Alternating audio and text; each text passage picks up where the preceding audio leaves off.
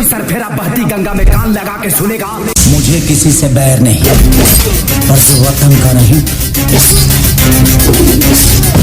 उसकी खैर नहीं। फर्क तो साफ साफ झलक रहा है। अब काफी ज्यादा इम्प्रूव भी हो चुका है।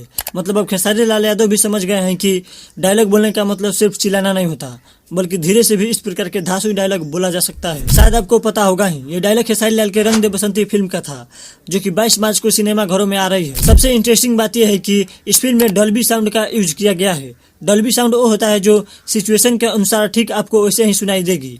मतलब अगर कोई बंदा राइट साइड से बोल रहा है तो ठीक आपको राइट साइड से ही वैसे ही आवाज सुनाई देगी। हालांकि ये सुविधा सिनेमा घरों में ना के बराबर उपलब्ध है, लेकिन ये भोजपुरी में पहली बार किसी फिल्म में डॉल्बी साउंड का यूज किया गया है। और सबसे कमाल की बात यह है कि इस फिल्म में आपको कैलाश खेर के भी गाने सुनाई देंगी।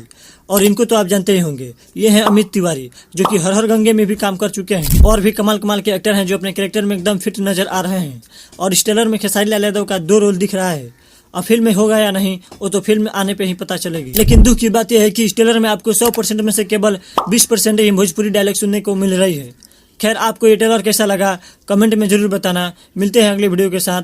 वीडियो देखने के लिए बहुत बहुत